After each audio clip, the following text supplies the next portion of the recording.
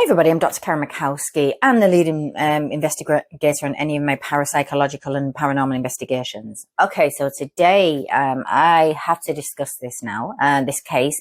This is case IIDR15. This is the Intuitive Intel Data Report. Right, okay, this is a little bit, it's more to do with, because of my abilities and what I do, I get a lot of data coming down, sort of downloaded. Sort of as I'm coming out of sleep state, it's actually a good time for me to sometimes, not just meditation, but sometimes I get a lot more data. Sometimes I can get dates and everything, but, strange enough, this case, I've always had reoccurring dreams. Now, reoccurring dreams to me are definitely of a psychic nature. I'm very aware of mine because I've had them since I was a child and they've always come to pass. So those I've never ever ignored. And usually as they reoccur in a shorter space of time between each dream, it means something's coming. So if it's really drawn out, there's a good chance there's time. So it's time for me to sort of document it. Back in the day when I was a kid, I didn't understand that. Now I really do. But, what I found was, as it got, if the dream, the reoccurrence of the dreams are in shorter spans, it's coming a lot faster. Now, everything about a reoccurring dream is nothing changes. Something that this is usually an addition that I missed, but the whole scenario, everything is exactly the same. Nothing changes. So that's why I can differentiate them from a different normal weird dream. But in January, this was more of it wasn't really a dream state. It was more just sort of meditation, and I was tapping in and I was doing what I do and, tapped into my psychic abilities. And, I was remote viewing, obviously, because my intention on this particular day in January was to just sort of work on a cold case, but it didn't happen. I was sort of shown something completely different.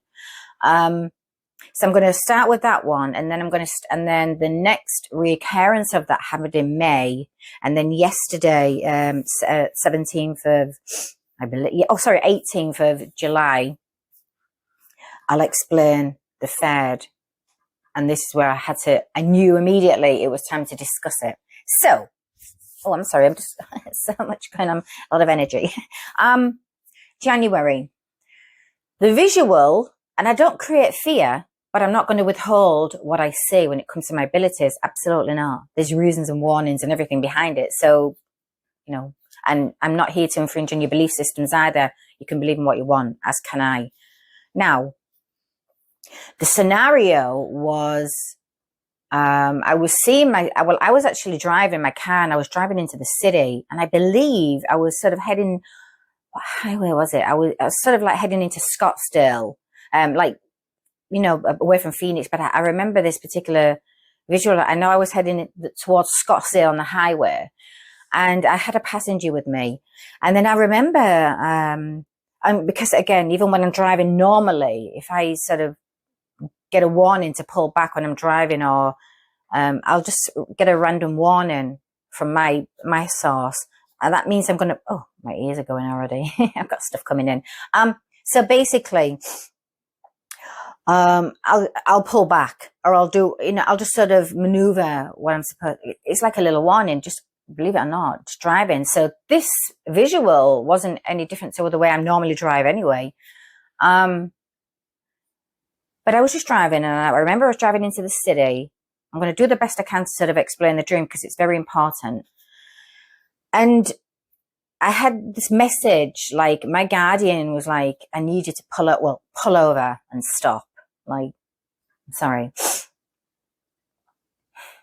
I've got downloads coming in. I'm so sorry. So they come at any time. So anyway, I get told to pull over, like pull to the side. I just know logically to do it when it's safe. So I'm like, okay, I need to pull onto the hard shoulder. Now the person my passenger was like, what are you doing? I went, I need to pull over. Why? And we're having this question, why is, this person said, why you can't pull over? I went, I'm pulling over. And you can't do that. I went, yes, I can. I'm going to have to. I don't know why. Don't need to try and explain why. I just need to know that I just know I need to stop. So when I found it was safe, I pulled up to the hard shoulder, and my passenger was like, "What are you doing? I don't understand." And I went, "Just wait. I feel there's a reason why I need to stop. I don't know why, you don't have the clarity." The next thing, there was this roaring.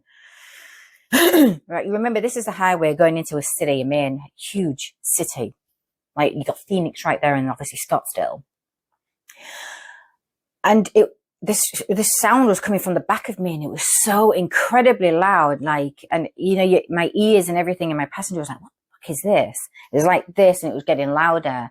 And what happened was, where I'd stopped, the car still rolling along, the huge passenger plane, like a long, not a 747, just a long standard, I don't know, it's not an Airbus, but bigger than an Airbus.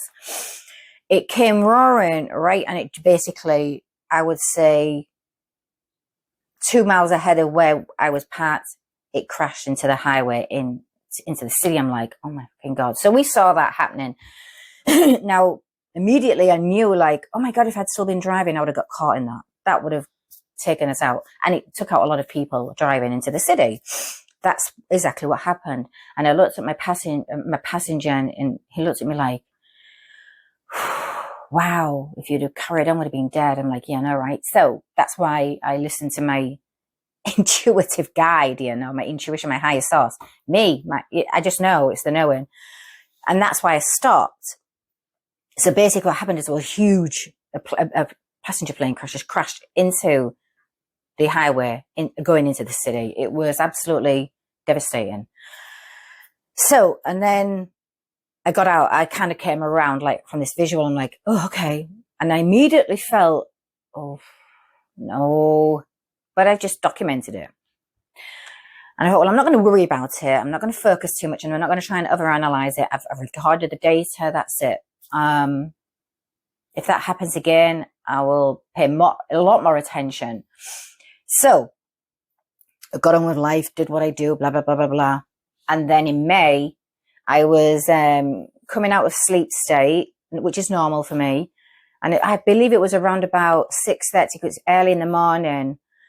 And I was literally in the same situation. I mean, at first I thought, okay, this was starting my subconscious, possibly. This is not good. So I was questioning whether it was the prediction again, or it was starting my subconscious and I was remembering it in sleep state. But because the only difference was everything happened exactly the same. Nothing changed. The only addition was, after the plane crashed, me and my passenger got out of the car, and we were trying to sort of help, like, calm people down and telling them to stop. And it was crazy. It was like, so that there was only an added extension. So that's kind of probably what I would do anyway. And because I had my my ministerial robe, because I keep that in my car, and obviously my minister badge, obviously I was doing a lot of, like, obviously soul transition at that point. That was the other part. After the plane crash, I was suddenly soul transitioning, but I was also sort of spiritually counseling, like, people around, because it was just, it was phenomenal. It was destructive. It was crazy. It was just awful. So I came out of that sleep state like, oh, crap. And I knew then, I'm like, oh, this is not good. This is really not good. I'm not going to start calling, like, airports and things like this. And I'm not going to be that woman. But I just had to, record it and date, just make sure I have the intel, basically. So the fact that it was between January and May, that's not a long time. I'm like, okay, this is not good. So this is quite quick. Now, that was from the visual standpoint of where I was seeing that visual happening with the plane crash coming and crashing into the city.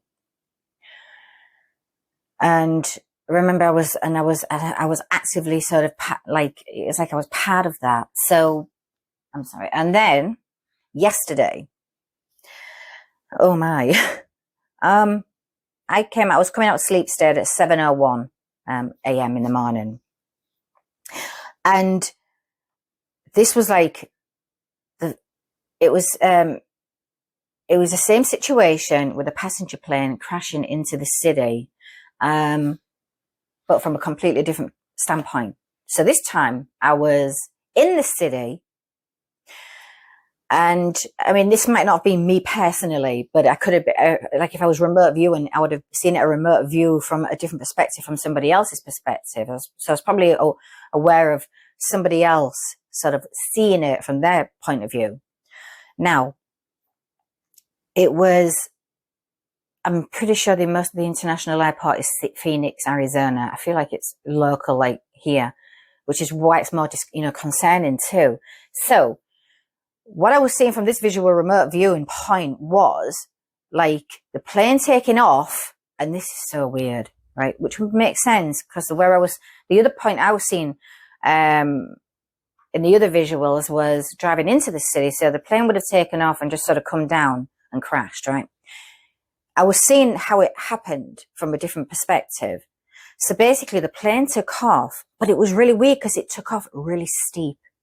And it was the angle, like I remember looking up going, what the fuck? That's not how a plane takes off. Like, you're not going to go that steep. It was really bizarre. Like, you would go off in an angle, obviously. But this was a really sort of steep. And then as it got really high, it just did a kamikaze. Like, I'm like, what the? So I'm watching this passenger plane coming down, like directly down into the city after taking off. It was just tough. And immediately everybody around me was watching this and screaming and like running because it was coming into the city and you need to get out of that. And obviously the destruction. So my visual point from the first two visuals was on the highway coming into the city. But because it was sort of taken off behind me, it would have taken off. But because it came down into the city, it went up and then went down. But again, like I say, yesterday, I saw it from a completely different perspective, a different visual point of being in the city and seeing how it took off and then just came right back down. Now that could be human error, or it could just literally be like a malfunction. But the way it took off, it's like, what? Planes don't take off like that. Like, that steep, put it that way. And if they do, what do I know? So, then I heard 248. Now I don't know if that's the number of the plane, or that was the number of passengers on that plane. That they all passed. Put it that there was no surviving that. Like I say, both scenarios, same visual, but the third one was from a different perspective. So the plane, it was white, obviously white, but it had that real, and I don't know what company, I didn't see the company name or anything like that, but it had a really thick blue, that blue sort of, what is it? Like a thick line across, but dark blue. I saw that because, like I say, the first visual I didn't get to see much because it was already up and it came down. From this visual from yesterday I was seeing it as if it had just taken off from the airport going up into the sky. So it was like a big, thick blue light line. It was definitely like a passenger plane. And then like it was white, but I just remember the big, it was like more thick blue line. I'm like, whoa, okay, what? It was really weird. And then, but it crashed into the city. I don't know when. I did not get a date. I was so pissed off. I really would have liked to have got a date for this one. Now, if this is not in Phoenix, I feel like this is in a major city where there's an international or a busy airport with big passenger planes that takes off close to the city. And then as you're taking off, you're pretty much flying over the city. It was like that. And I know not many city airports are like that, but some are more rural. But this one, I don't know, it felt like Phoenix. I don't know why. Maybe because I'm here, but it's really weird. I don't want to cause fear, but I feel like this needs to be documented this way. Absolutely. Do what you want with it. Share it.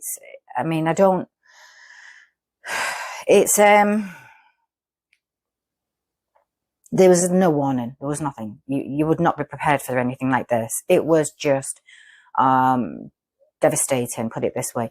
Now, if this was planned, I'm not talking about a terrorist attack or anything like that. But then again, I'm not surprised these days. But what I'm saying is, if this was just intentionally done, there's an absolute agenda or motive behind that. Because the really weird feeling I was getting to when I was sort of visually watching it from yesterday's, from this standpoint was, my gut wrenching intuitive feeling was like, that's like a distraction. That is an absolute evil, right? Distraction from something. Like that, it's like it had to happen because it was so unbelievable, and it was so chaotic and destructive and devastating that the whole world's attention, or the whole country here, went straight to that story. But there was something a hell of a lot bigger going on behind that scene. So, and again, I'm pulling on intuitive intel, so what I'm sort of getting from my sources. But that would absolutely make sense to, if you, especially right now, I don't know if there's something big going on in Arizona, that something has to be distracted, but to use that to hurt, to kill as many people as possible, that is just pure evil. It's pure evil. And I'm not saying that's the case. I'm saying if that's the case, that's just pure evil. But nothing today would even surprise me anymore. But if that's an accident, the only really advice I would give, if this was to ever happen, and God, I hope it never comes to pass. I really, really don't. If you're on the highway and you hear, I mean, you're not really going to get much, you're not going to get noticed, but just stop. What I would say, right, the other thing I would say in the second visual, when everybody stopped after the fact, and it was just like, you're talking about explosions and everything because of the plane was like full of freaking fuel. It was just chaotic. But the pile up, like the level of traffic on that highway, the emergency services could not get in. So I guess my only advice is, if this, God forbid, was to ever happen, what people need to do that are a bit away, behind and away and safe, you need to pull your cars to the sides of the road, not in the freaking middle. You need to, that's what I was seeing. People were, strange enough, pulling the cars to the side and making a huge entrance in the middle of the road. And then all of a sudden these fire services were like, whoa, what the hell? They were trying to get down the hard shoulders. But all the cars, it was so amazing in one way that people just naturally just said, like, it was all like they're communicating with each other, saying, pull to the sides, make a huge gap in the middle so they can sort of see it, the destruction as they're coming down. And it gave them more opening space for the emergency services to get through. And it was really weird how that was a natural human instinct amongst the collective on this highway to just naturally, instead of like create even more chaos, and those that were able to sort of, survive, really just pull to the sides. That was kind of incredible because it made it faster for the emergency, people to get in, but stop. Don't go further up and towards it. It was just like everybody just stopped right there and stayed there. So it gave a huge opening. That I thought it was really incredible to sort of see that too. Amongst chaos, that wouldn't normally happen, but it was very strange how everybody just used that sort of sense to naturally understood what happened. And rather than going to major shock and, flight mode and fear, it was weird how everybody just said, okay, move to the sides, move to the sides, move to the sides. They need to get in. Because you could hear them in the distance, but there was so much blockage. But when the emergency services realized everybody was moving to the sides, then they started coming from the sides into the middle. It was weird to see that, but it was how people just sort of came together. I don't really know. The only feeling I took from that was, if that was an evil act, evil doesn't win. Evil's not going to win the minds of those in human form that care too much about our fellow men and women. We're much stronger and more resilient than these evil people give us credit for. And it felt very sinister. I didn't like the feeling I was getting from it, but I can't not discuss it now. I've seen it 3 times. Because I said, if I had to deal with this sort of visual again for a third time, it's got to be documented. And the fact that it's happened now in July, like the second one was in May, July, it's like something's happening soon. Something like that may happen very, very soon. So this is why I'm pretty much, I got the report together and it's like, boom, it's done. And now it's done. It's going up. But I'm always praying, obviously, like, please don't let that come to pass. Like I say, back in the, in the past, all my visuals, my recurring sort of visuals, they've always come to pass. Always. And that's why it sort of like scares me. Well, not scares me. I don't fear it. It's just more like, oh God, this is not good. This is just not good. But you know what? Divine interventions happen every day. So anything's possible. It could be avoided. I mean, it might get, there could be a force that will intervene, in even a human force that intervenes. I mean, and like, let's not let that happen. But, and I'm always praying and hoping for that. But at the same time, I still cannot ignore my abilities, and I cannot not discuss anything that helps, or warns my fellow men and women. Absolutely not. We have a right to life. So we have a right to, try and do what we can to sort of protect ourselves in some way. How you could protect you from this, it's hard to say, but again, 248. I don't know if that's the number of the flight, or that's the number of passengers on the plane. I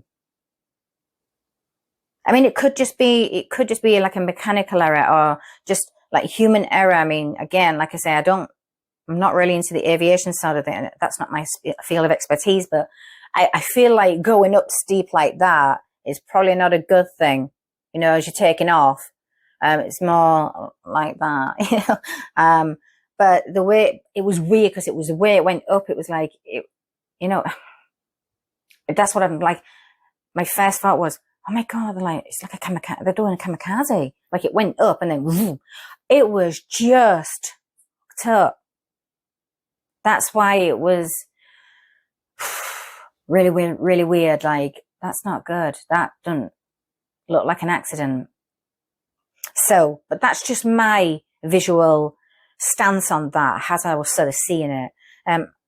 It could be you know what? I think that's pretty much it. I don't want to go on too much about it, but that is what I was seeing. It was the third time, and that's it. I'm not sitting back and waiting for another visual. I'll probably get another one anyway. But to have the knowledge now, it doesn't, I mean, I feel like I've done my part. Like, this is it. This is what I'm supposed to do. If I don't put it out there, I'm not doing my job. Like, I'm not doing what I'm supposed to do. Now it's out there. I've done my part.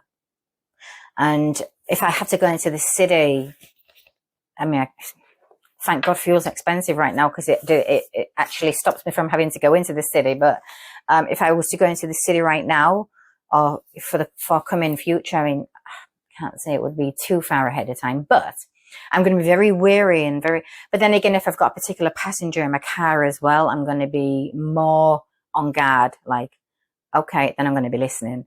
And then I'm going to be probably a little bit worried, like one of those. So I'm not creating fear. If you've taken fear from that I can't do anything about that, unfortunately. I have to deliver the messages. What I get is intuitive intel data. I do have a source. I have a higher source. This is what I do. I'm not going to stop doing what I do, because it's always to help people. So, yeah, that's all I can really do at this point. But I don't know, just be vigilant, just be very aware. Just, worst case scenario, if you're on the highway, you're in the city, and you suddenly you see something like that happening, get out the way, run. And it's really weird, because as I was seeing it from that, as I was in the city, seeing it from a different remote viewing visual, everybody in the city, like on the ground, like they were very aware of it. Even the cats, so weird, because even the cats were like, whoa, they looked up and saw, and they all pretty much like backed up, and everybody started running because it came, yeah, it was just like that. Again, I hope there's some sort of divine intervention for that one. But it's not unusual. These things happen all the time. So, but in a city like that, it would be incredibly, yeah, devastating. So that is it. I just need to rush this one out. So, take heed, be aware, be vigilant, watch your surroundings, and pray.